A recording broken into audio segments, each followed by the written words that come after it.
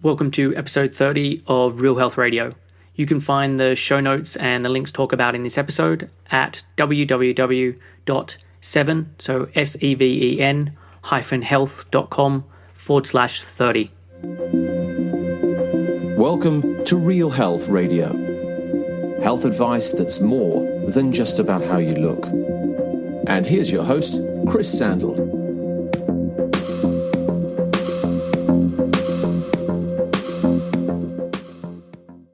Hey boys and girls, and welcome to another episode of Real Health Radio. And this week is another show where I have a guest, and this week's guest is James Krieger. James has been involved in the exercise and nutrition field for over 15 years. He has a master's degree in nutrition from the University of Florida and a second master's degree in exercise science from Washington State University. He has authored or co-authored a number of exercise and nutrition-related research publications in various scientific journals. He is the former research director for a corporate weight management program for Microsoft, which is something we chat about during the show. He's also the founder of Weightology, a website dedicated to providing science-based information related to exercise, nutrition, and fat loss. And he's given over 75 lectures on weight loss related topics to physicians, dietitians, and other professionals. So I came across James's work probably about 3 or 4 years ago through his website, Weightology. He wrote this amazing series all about insulin and its undeserved bad reputation. And it really dismantled a lot of the low-carb rhetoric around carbohydrates and insulin and was just so well put together. And I shared the article with clients and with fellow practitioners. And still to this day, I go back and I check the article out for things that I may have forgotten.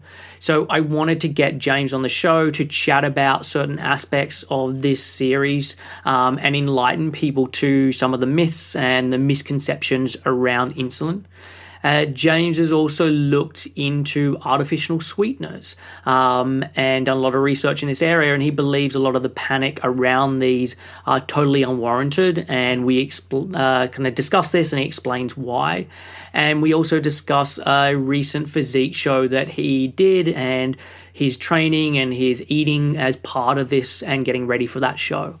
And one thing I want to mention with this is James provides a very different side to this. And I previously had Maddie Moon on the show, and she discussed how doing a fitness competition spiraled her into disordered eating, or at the very least, really legitimized her disordered eating patterns that she had previously. And James had a very different experience and really enjoyed it. And as we talk about in the show, it isn't for everyone. And his results or the practices that he uses as part of his eating and his training should in no way be seen as an endorsement that this is what everyone should do. And I often find it difficult with bringing guests on the show because I know I have a very varied listenership. So lots of people listen to me solely because they want to find out more about health and have a very healthy relationship with food and their body. But for others, their experience and reason for following me is very different. They like my anti-diet approach and that I'm against the normal weight loss at any cost mentality that seems fairly rampant in the health industry. So it means that every show probably isn't going to be for every person, especially when I have guests involved. So if you find the discussion of anything to do with weight loss either off-putting or even triggering, then this does come up in the show. It's not a huge component of it, but it is mentioned.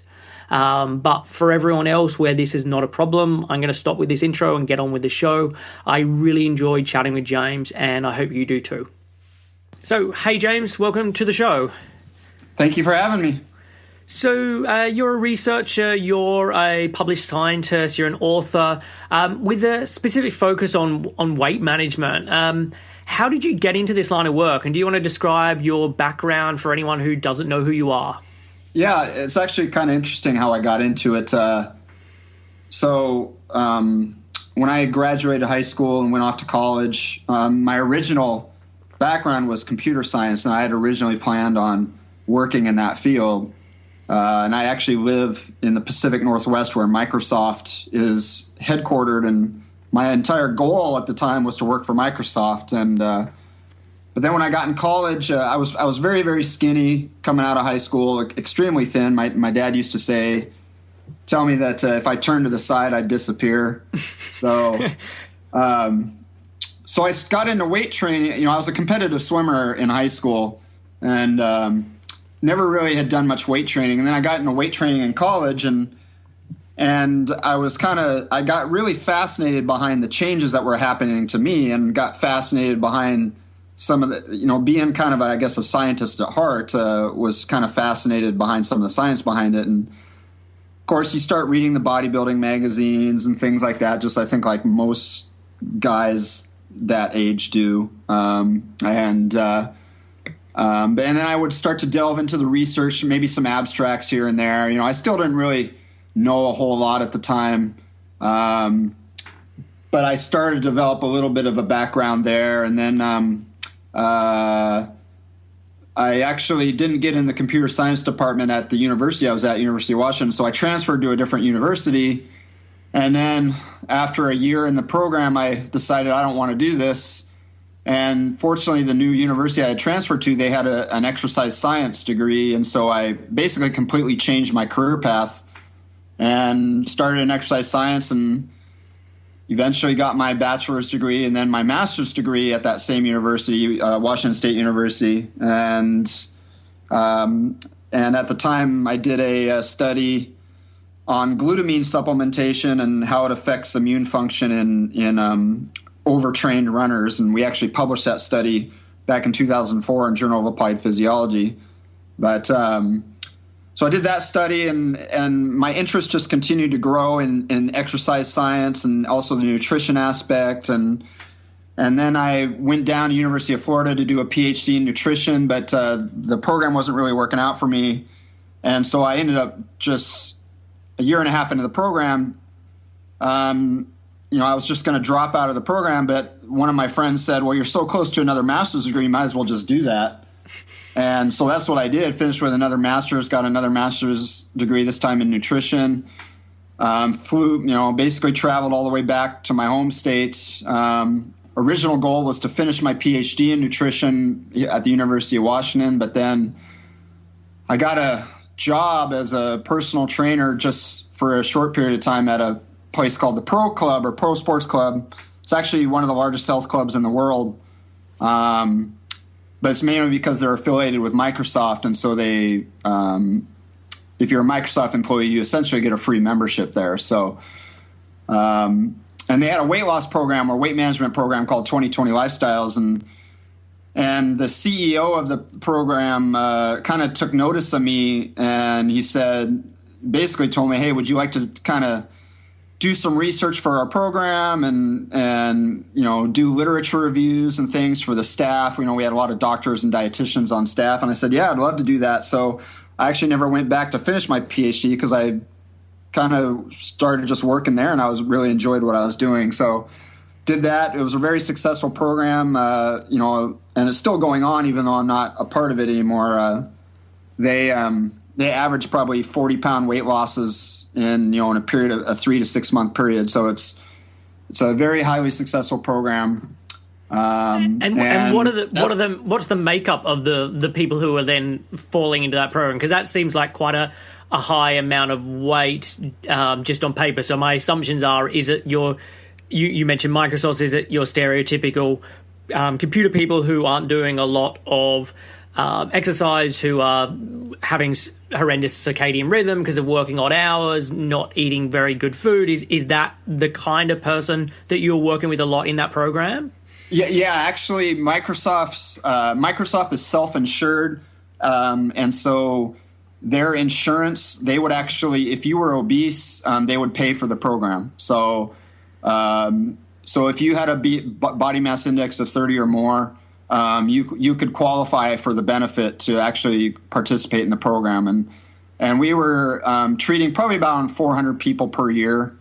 I was kind of surprised that not more people would take advantage of the program, especially since it was covered by the insurance. But because it's a pretty expensive if you were to pay out of pocket, it's like a $10,000 program because it was pretty intensive. I mean, you would meet with a dietitian once a week. You'd meet with a personal trainer 3 days per week. You would meet with a behavioral therapist. Can't remember the frequency. I think it was once per week.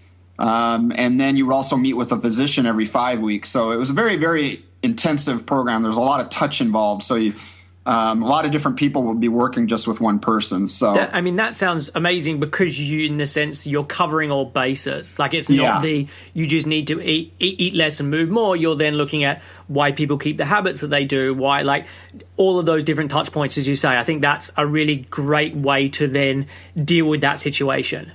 Oh, yeah. So yeah, those were the people we were dealing with. I mean, it was mainly obese people.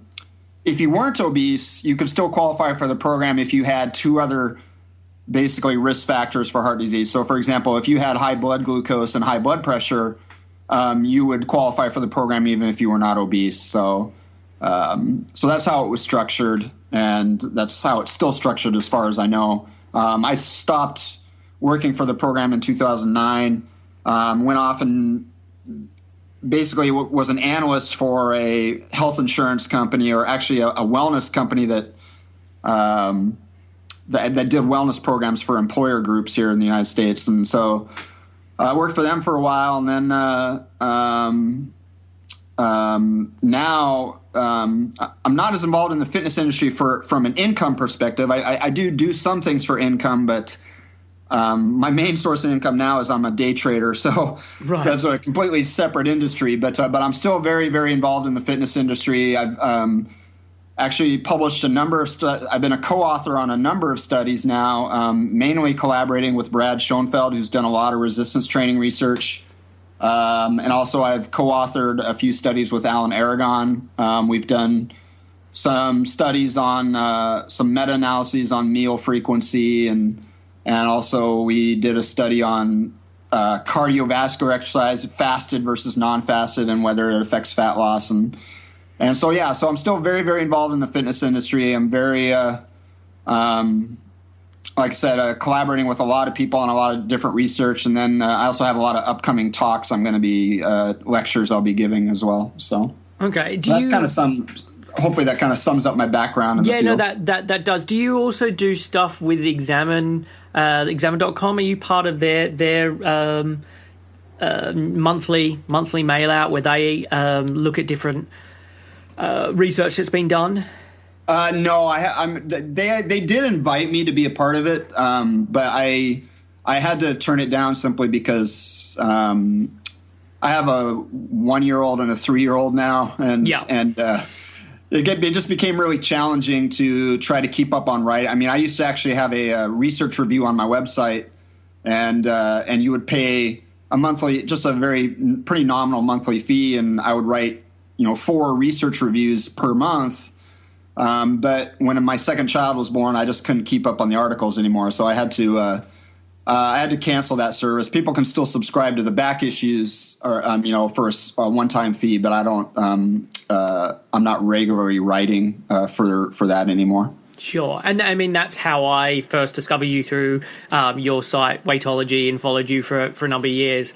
And the fact that you're no longer writing for that, slightly annoying, because I always used to love what you had to put out. But one of the collections of articles that you wrote was a series on insulin and its undeserved poor reputation. It's a series that I think I've shared so many times with clients and with other practitioners, and it's a topic so many people are so confused about, and it's one of the reasons why I wanted to have you on the show to have a chat about this. So just to start off with, do you want to briefly describe the sort of insulin or carbohydrate hypothesis, which is where a lot of that comes from, or the bad reputation comes from?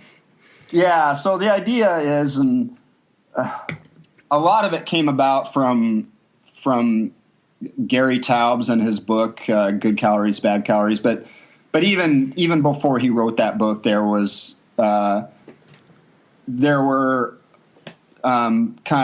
authors out there, and some people in the bodybuilding community had said, you need to keep your insulin levels down. And basically the reasoning behind that was, insulin is a hormone produced by your pancreas, and it helps regulate blood sugar. And another thing that it does is when insulin levels go up, it inhibits the release of fatty acids from fat tissue, and also inhibits fat burning and things like that. And so out of that came this idea that, well, perhaps high carbohydrate diets and diets high in sugar and everything are making us fat because they're raising insulin levels. And it's a very, very simplistic hypothesis. And I think that's why it appeals to so many people. Yeah. And I think it also appeals to people because it gets away.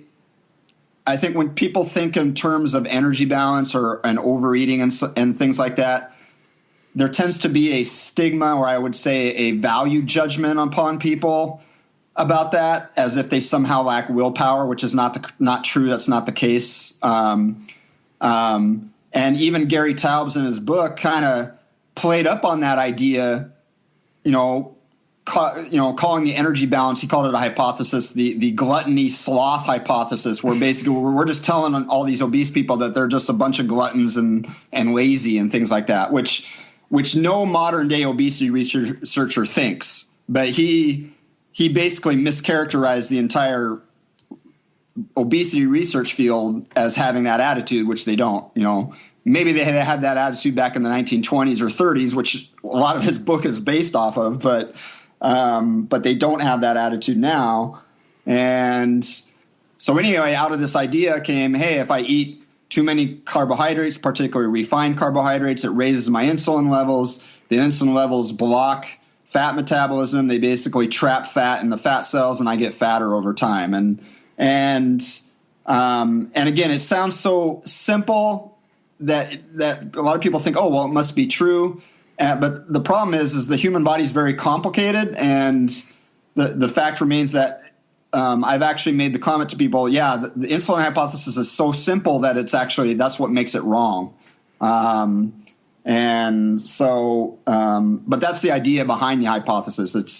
It's that carbohydrates basically raise insulin, and then the higher insulin levels basically prevent you from being able to burn fat.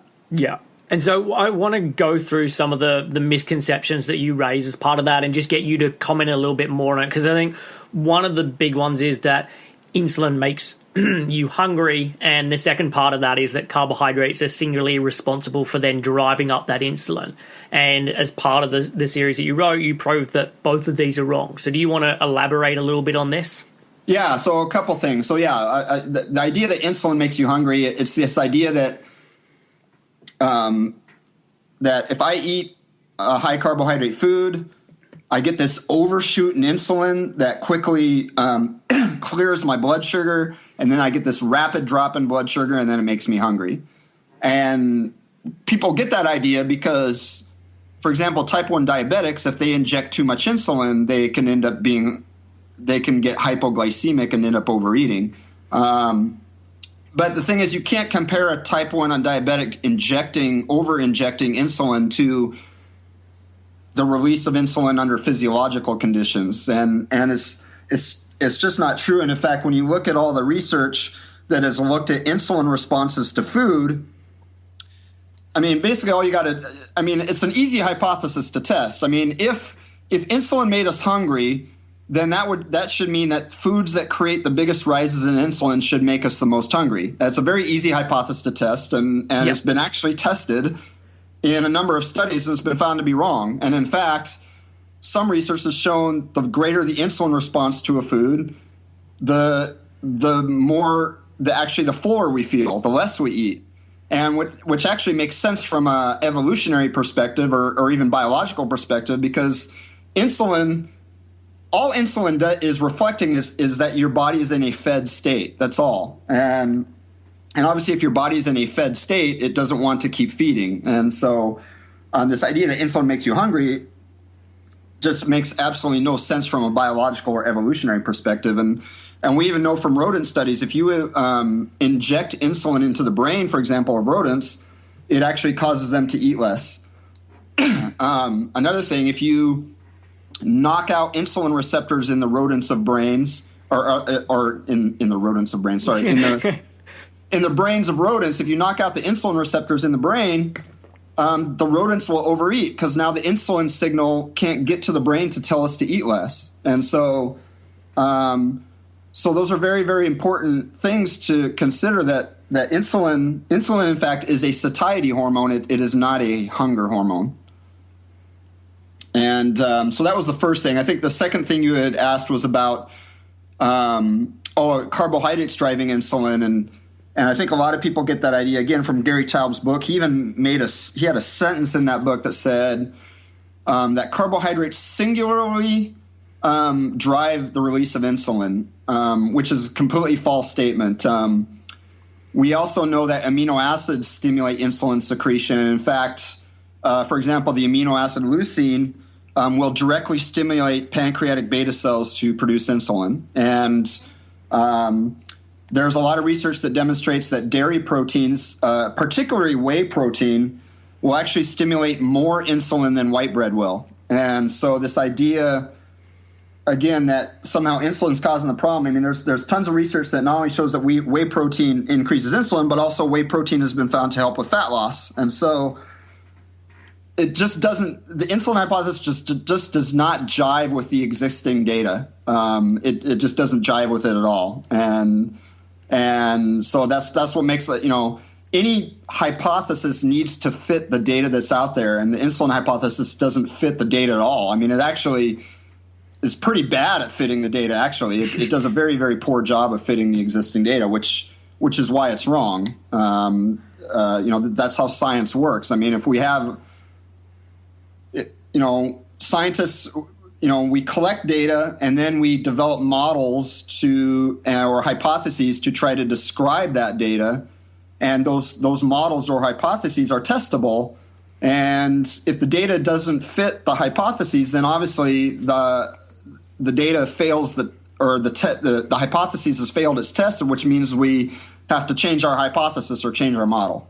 So, and with what you just said there in terms of things that stimulate insulin, I always find it quite funny that people are recommending that you keep your carbohydrates low, but then suggesting you have like whey protein shake after whey protein shake. Yeah, and it makes no sense. It's like not really understanding that's causing the exact thing that someone's trying to avoid. Yeah.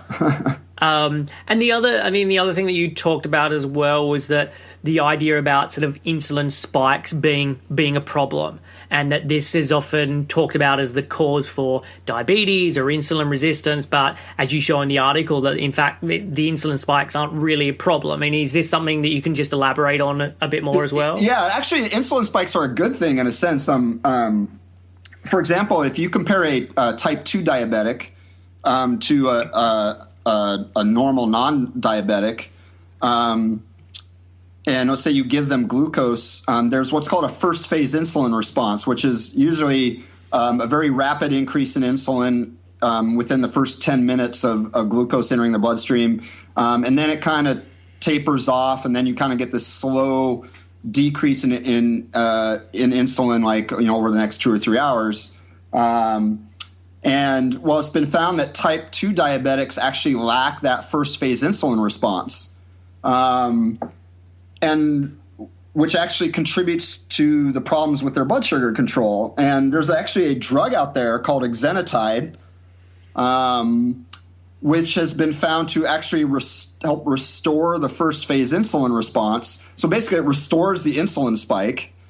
And what's been found with exenatide is not only does it restore the insulin spike, but it actually helps with blood glucose control, and it's been found to cause weight loss in the studies that in quite a number of studies. So this idea that insulin spikes are somehow going to make us hungrier or make it harder for us to lose weight that's not supported by the data either. So.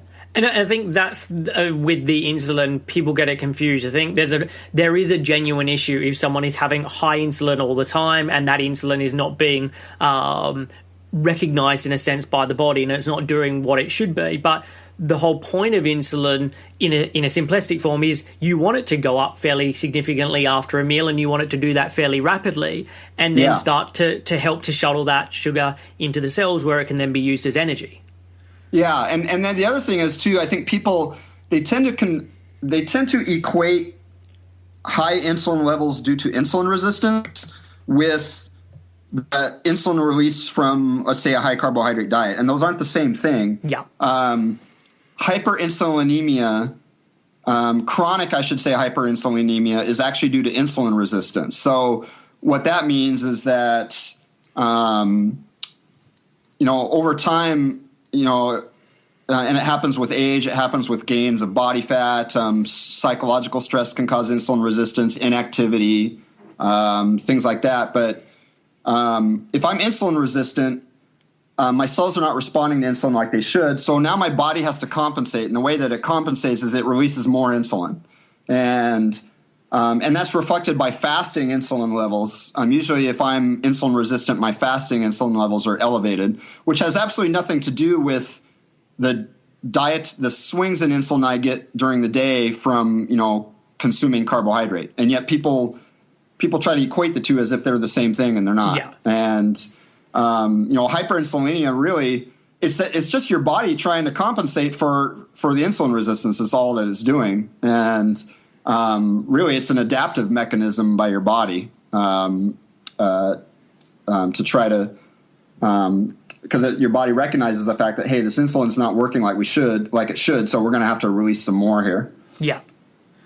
And another hormone you talked about is amylin, and it's a hormone that most people probably don't know about. I might have even pronounced it wrong myself, but do you want to explain a little bit about this? Because I think this works in conjunction with the insulin, and most people don't really recognize how important it can be. Yeah, and that's the other thing is, I think that's the mistake, again, that people make when they try to,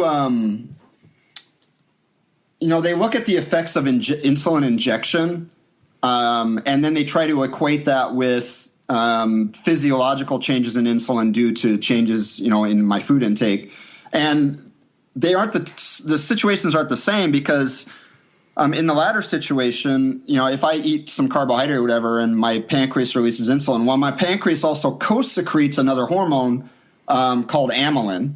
It actually it's co-secreted from the pancreatic beta cells. It's like a ratio of approximately 100 to 1. So for every 100 units of insulin my body produces, it'll produce 1 unit of amylin.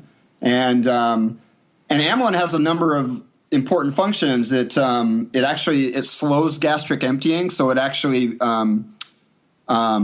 basically keeps food in your stomach longer. It promotes satiety. It actually helps prevent the spikes in blood glucose that you might get after a meal. It actually helps. It actually counteracts some of the effects of insulin. So it's a very important hormone, and a lot of times, I'll bring up amylin because what I'm trying to illustrate is just how complicated hormonal regulation of appetite and glucose and all those things really is. People get so focused on insulin, and insulin is a very important hormone. I'm not saying it's not important, but there are literally dozens of other hormones and growth factors and other things working at the same time in conjunction with insulin that another reason why it's way, way, way too simplistic to just look at insulin and ignore all the other things that are going on at the same time. Yeah.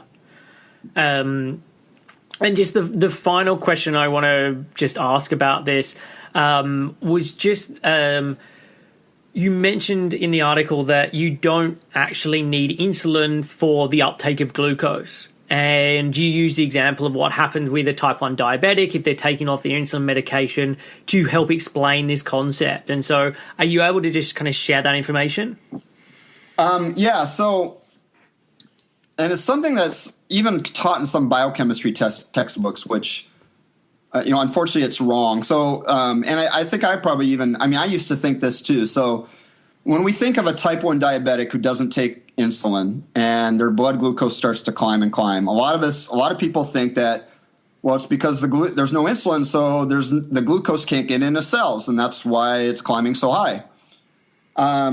Well, that's actually wrong, and we know that's wrong because they've done metabolic tracer studies where they can actually see what is happening to the glucose in a uncontrolled diabetic. And insulin definitely enhances the uptake of glucose into cells, but it is not required for the uptake of glucose into cells. There are glucose transporters on the surface of your cells that are there whether insulin is present or not. And what happens in a type 1 diabetic is glucose climbs so high in the blood, it actually just follows a concentration gradient. It's so much higher in the blood than it is in the cells. The glucose has nowhere to go but into the cells. Glucose keeps climbing up. And so then the question is, well, then why is glucose climbing so high? And what a lot of people don't realize is another important function of insulin, and probably the primary important function in the way that it controls blood glucose, is it acts as essentially a brake on your liver. So your liver produces glucose. I mean, when you go to bed at night and you're sleeping, and you're not eating for like 8 hours, it is your liver that's helping keep your blood sugar concentrations at a regular level. And it's doing that by breaking down glycogen that's stored in your liver and releasing the glucose into the bloodstream. Well, insulin basically acts as a brake and kind of controls the rate at which your glucose produces, your liver produces glucose. Well, if you take that brake away, just like if I took the brake out of my car, there's nothing now to stop my car from just going and going and going until I crash into something. And so you take away insulin, and now there's nothing to stop your liver from producing massive amounts of glucose. And so it just starts producing glucose like crazy, and that's actually what causes glucose to climb to just insane levels in an uncontrolled diabetic. And so obviously if you check into the hospital with diabetic ketoacidosis, they give you insulin, and what happens is that automatically stops the liver from producing glucose, which then helps bring blood glucose levels back down. So that's really kind of the main way where insulin regulates blood sugar. It's glucose can always get into cells. Insulin just helps the process, but it's not required for the process. Yeah. And I really liked your description about this in the article where you really described that insulin is the brake, and it is really, I think you said something similar to like being a traffic cop or someone who's just helping things to move at the right rate and in the right directions. And without that, pretty much all hell breaks loose, and your body is just producing energy from lots of different areas without any brake on it. Yeah. So another area that I know you spend a lot of time looking into is artificial sweeteners. And I know most people who are in the health sphere have heard horror stories about how bad these things are for us. I think if people have followed Dr. McCullough or any of those kind of things, there's so much information or even misinformation out there about this stuff. So do you want to tell the story of just like how you got interested in looking into artificial sweeteners and what your research found from doing this? Yeah, so it originally started actually when I was actually working for the weight management program, the 2020 Lifestyles program. The CEO had asked me to kind of take a look into artificial sweeteners because we gave them some protein shakes with sweeteners, and there had been I'd seen so much just alarmism on the internet about aspartame and all these other sweeteners and how this was bad and it was going to do all these effects, and it kicked off a little bit of that skepticism in me, like something just doesn't seem right here.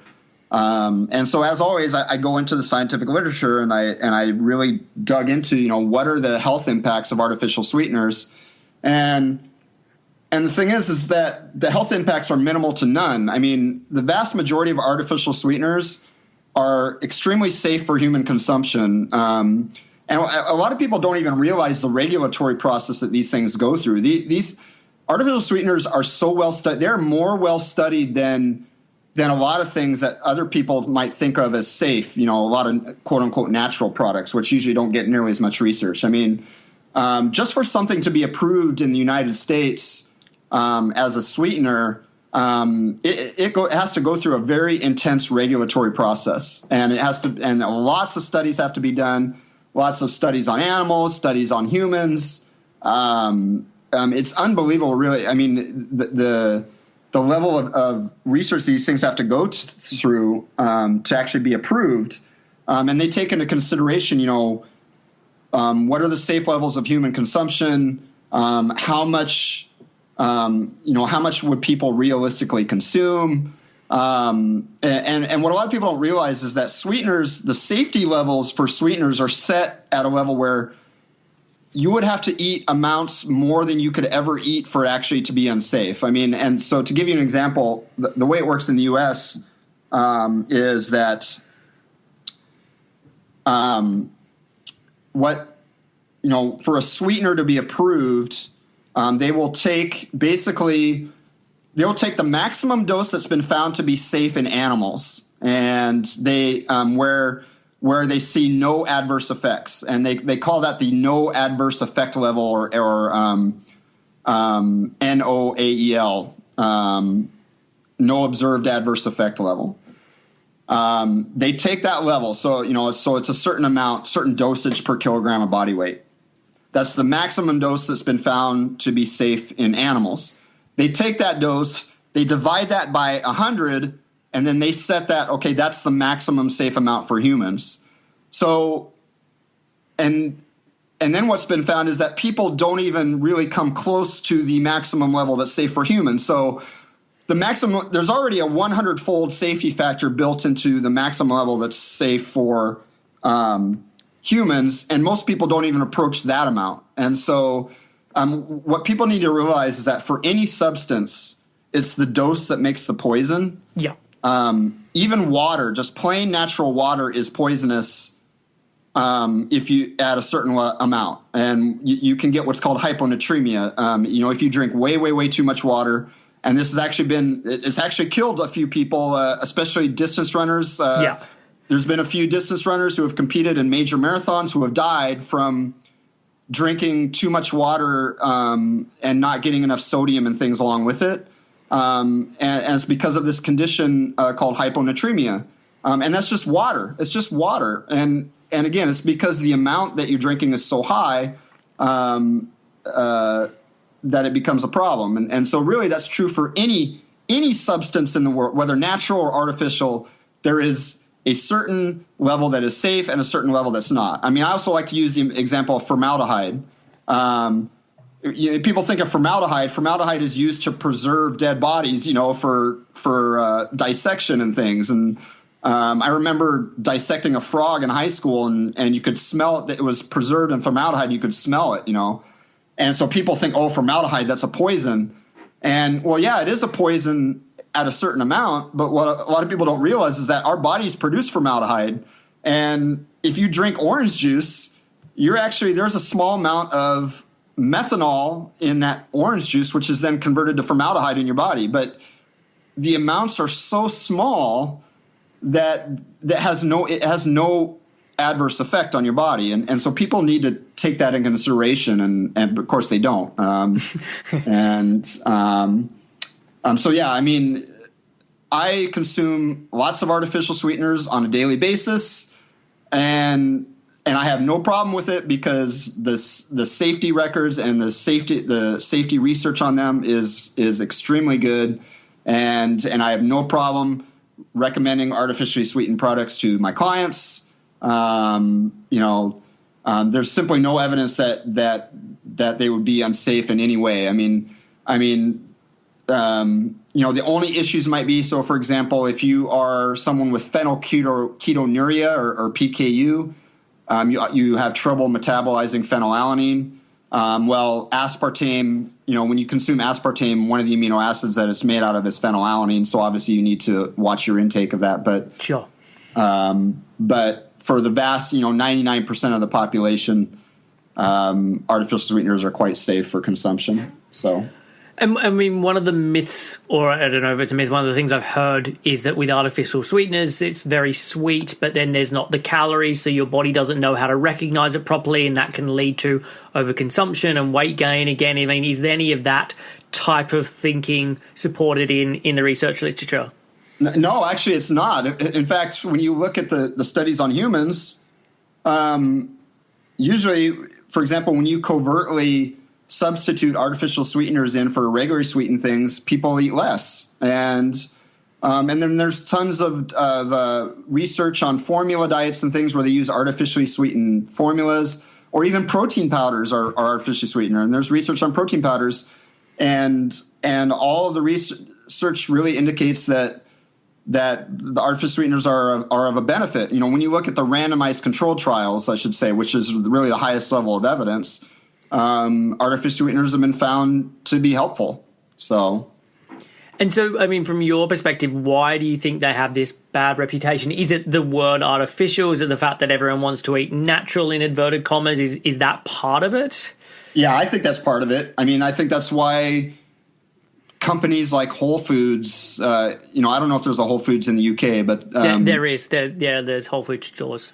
Yeah. So that's why companies like that are so successful, because people just have this idea in their head that natural is better. I mean, it's pumped in advertising, or that organic is better, even though none of it is supported by any data or science.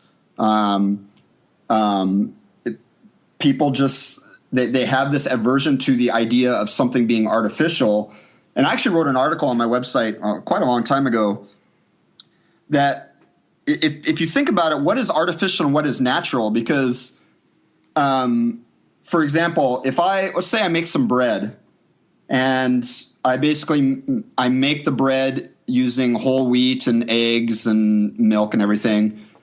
Is that natural or artificial? Because the bread would not exist on its own without my intervention of combining the ingredients together. So is that natural or artificial? And now some people, and I say, well, it's natural because you use natural ingredients. Well, if that's the case, then aspartame would be considered natural as well, because aspartame is made up of 3 naturally occurring amino acids. So yeah, it's so this idea, there's really no.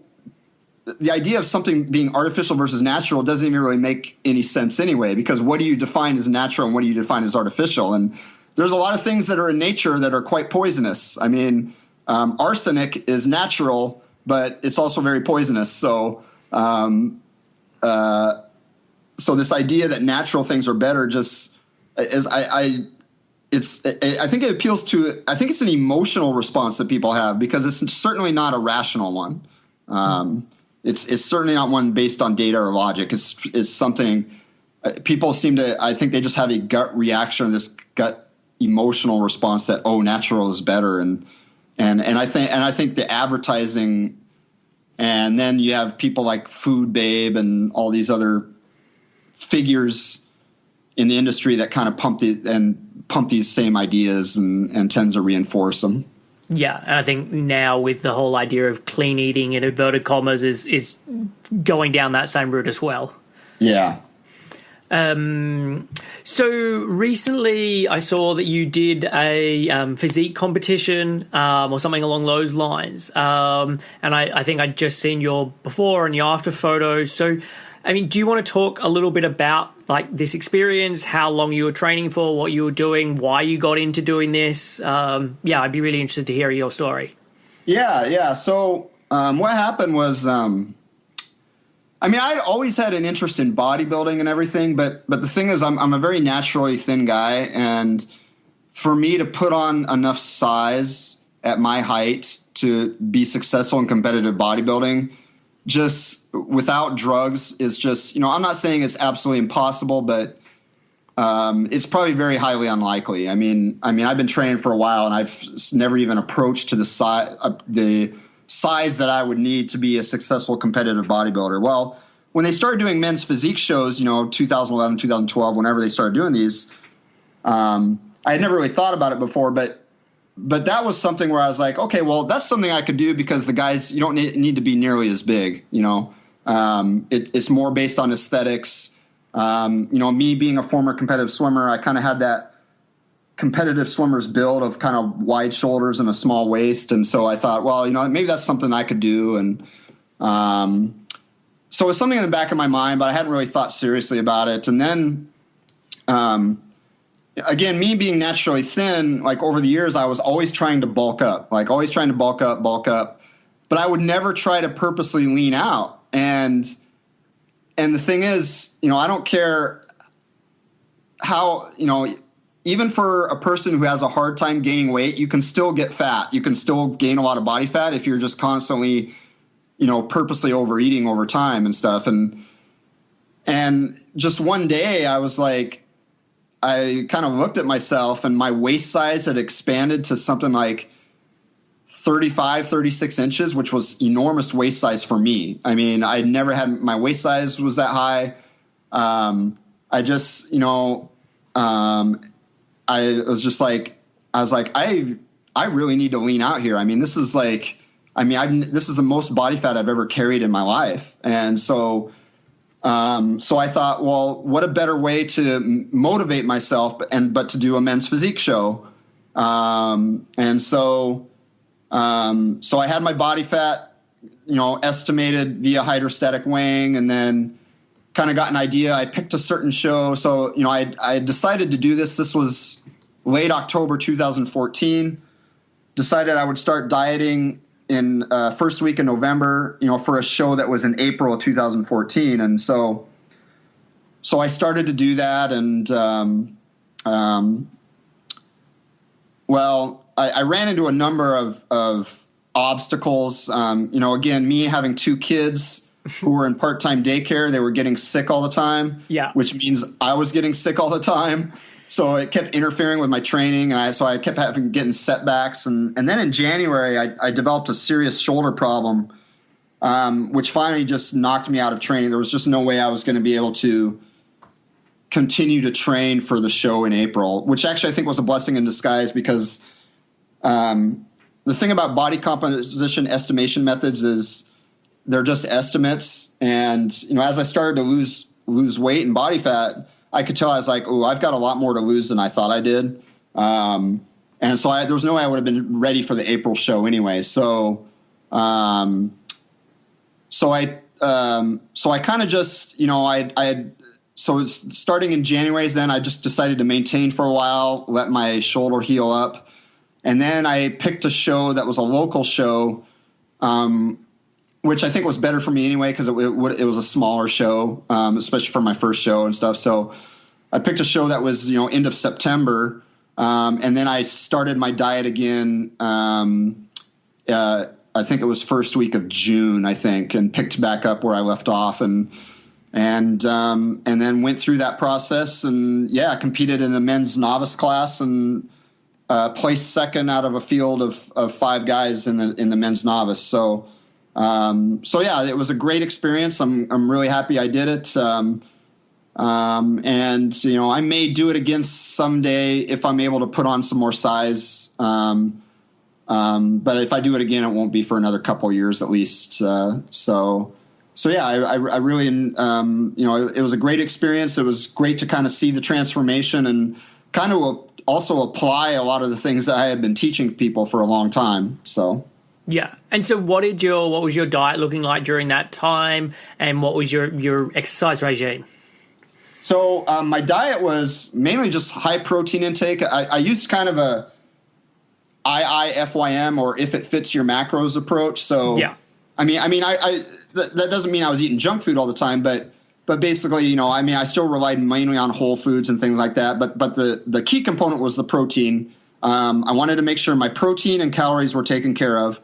And then after that, the carbohydrates and fats were just kind of a matter of personal preference. I just wanted, as long as I just kept my carbohydrates high enough to maintain my training, other than that, it didn't really matter. And so I was eating, when I started dieting, I'd started at like 2,600 calories a day. Of course, over time, that went down to like 2,000 or whatever, because as you lose weight, you have to keep dropping your calories to continue to lose. So, and then I was around 200 grams of protein a day, and then usually around 200 grams of carbohydrates, 200 to 250 grams of carbs, and then the rest was from fat. And so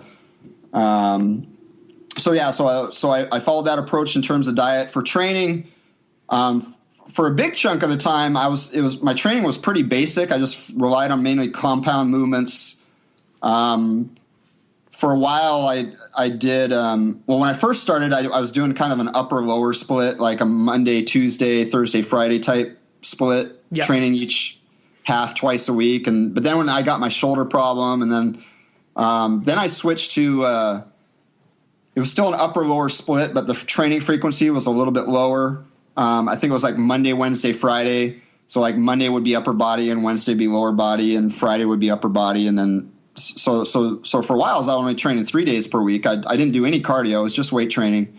Then as I got pretty close to the show, I wasn't quite where I wanted to be, and I knew I was going to have to really drop my calories for like the last 3 weeks, down to like 1,1600, which is really low for me. And I thought, well, the problem when you drop calories really low, I mean, the reason that you lose muscle is because it impairs protein synthesis. So my idea was, I was like, well, I need to be stimulating protein synthesis as much as possible then, which means I need to up my training frequency. So that was actually my first experimentation really with really high training frequency. So I was actually training my whole body, 4 to 5 days per week for that 3 week period. And the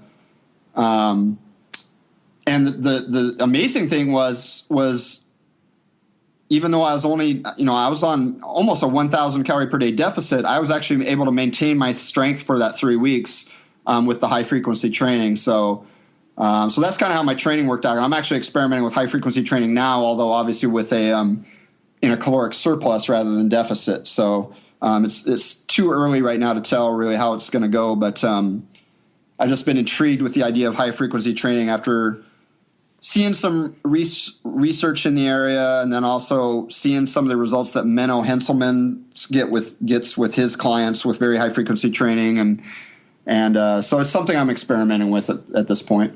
Sure. And look, one thing I just want to mention is I've had guests on the podcast before who've had very different experiences in terms of doing a competitive show, and women who've done it and then dieted their way into an eating disorder and all of that. So I would just hasten to add that it's probably not for everyone. And I get the impression from chatting with you that you were someone who were pretty okay with your food, okay with your body. Like this was just something that you were doing for fun and as an experiment.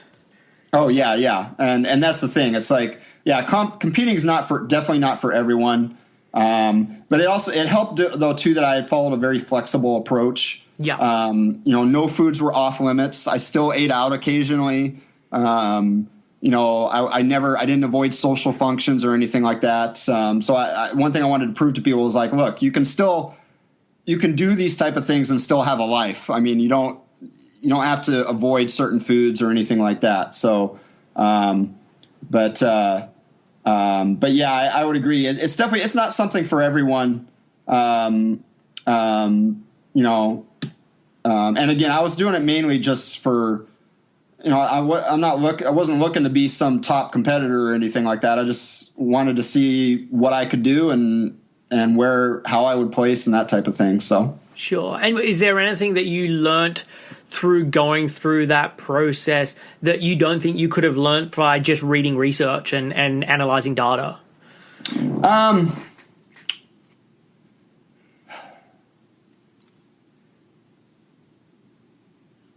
I don't know. I mean, it's for me, it's like everything that happened kind of happened the way that I expected it would. Okay. And so there wasn't really, I can't say I learned anything unique or new. I mean, about the only thing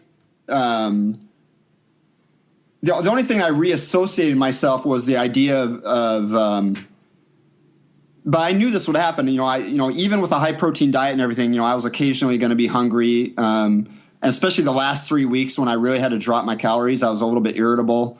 But I knew that would happen, so that wasn't really a surprise to me.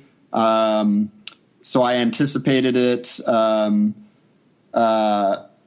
knew I might feel a little bit hungry, and I think that's another thing and I think this holds true whether you're competing for a contest or if you're just someone trying to lose weight. It's actually okay to be hungry sometimes. I think some people get this idea that they should never be hungry, and it's okay. It's like I think that you don't have to feel full all the time. And the thing is, if you are trying to lose weight, chances are you're going to have some occasions where you're hungry and I don't mean starving, but you might be just a little bit hungry, and you know what? That's okay. There's nothing wrong with that, so.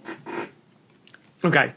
And I know before we got on this call, I was asking about things that we could chat about, and you mentioned that you'd been looking into NEAT and wanted to talk about that as a topic. So do you want to just, for people who don't know what NEAT is and why it's important, just go there?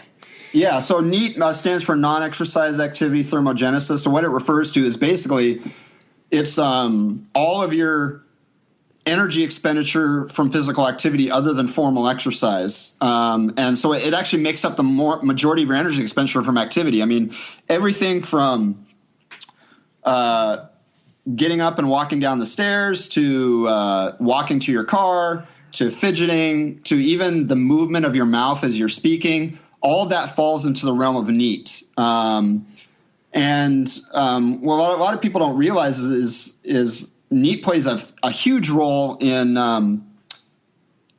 weight management and weight control. I mean, a lot of people, when they think of physical activity, they think just in terms of exercise. But here's the deal. Exercise, most people, even a person who exercises quite a bit, might be exercising an hour or two per day. Well, you still got another 12, 13 hours that you're awake during the day that you need to think about what you're doing. And there's so much evidence that the NEAT plays a very, very powerful role in people's success rates in losing weight and also their tendencies to gain weight and everything. There's a lot of lines of research on it. There's some evidence that NEAT levels are partly genetic.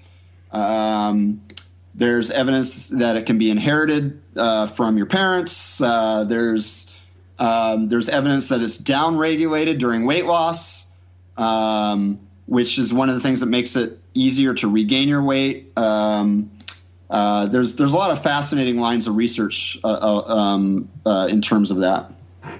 Okay, and look, I know myself personally, I probably do some kind of like intense exercise 2 or 3 times a week where I'll go and do circuit training, but then I walk an absolute ton. So most days I'll walk anywhere from like 5 to 10 kilometers. And that's the stuff that does way more for me than me going and doing circuits 2 or 3 times a week.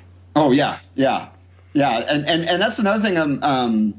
I was on another podcast as well recently, and one thing I mentioned, and I mention this a lot, is, if you're a personal trainer and you have a client who is interested in losing body fat, so let's ignore, I'm not talking about performance or anything like that. Let's say they're purely interested in weight loss or body fat. If you train that client so hard that they are wiped out the rest of the day, you have likely done that client a disservice, because any energy they expended in that exercise session is going to be canceled out by the fact that now they feel like they got to sit around the rest of the day because they're so exhausted. Yeah. And so that's really, really important that if you are a trainer and you have a client that's interested in fat loss, you actually don't want to train them too hard, because you want what they do during the other 23 hours of the day that they don't see you is just as important as what you're doing with them in the 1 hour that you're seeing them. So. Sure, and I think, a lot of the time when I'm working with clients, I focus very much on like sustainability and consistency, and you're absolutely right. Like if someone's training that hard, all that's going to happen is at some point they're going to give up, or they start making poorer food choices, or they start doing less other activity, just all to compensate for the fact that they've been trained into the ground. Yeah. And so it's just very short-sighted. Yeah.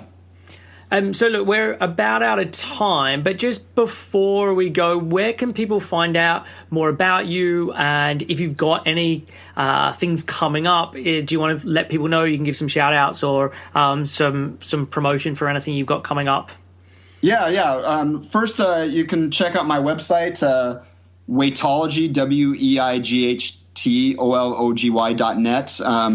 I haven't updated my blog in quite a long time.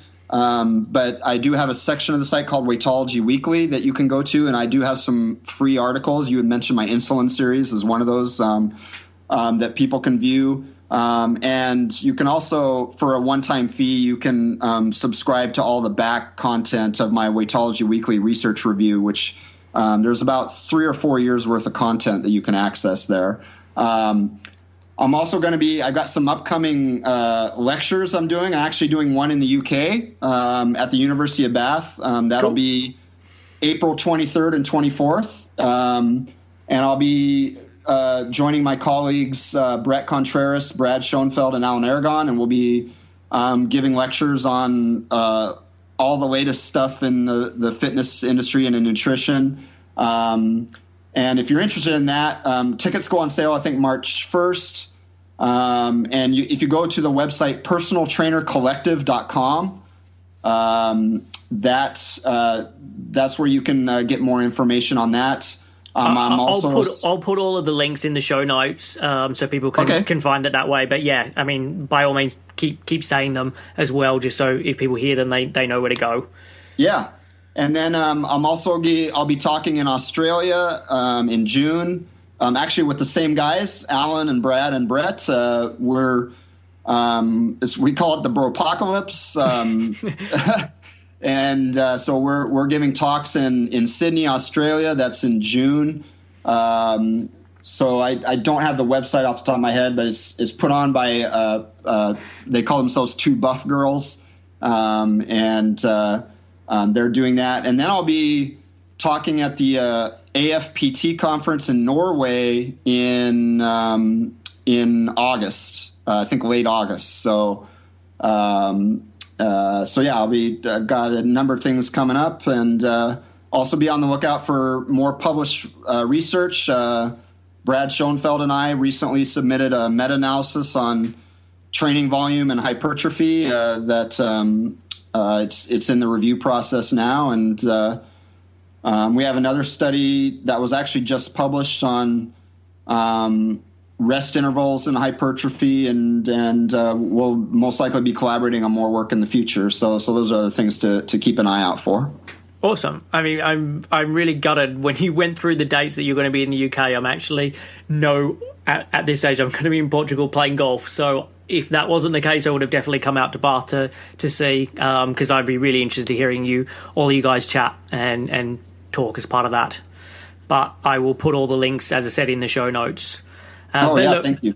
James, thanks you so much for coming on the show. I really love your research perspective. I love all the information that you shared, and I know people are going to really benefit from it. Oh, thank you so much. Thanks for having me. Thanks for listening to Real Health Radio. If you are interested in more details, you can find them at the 7 Health website.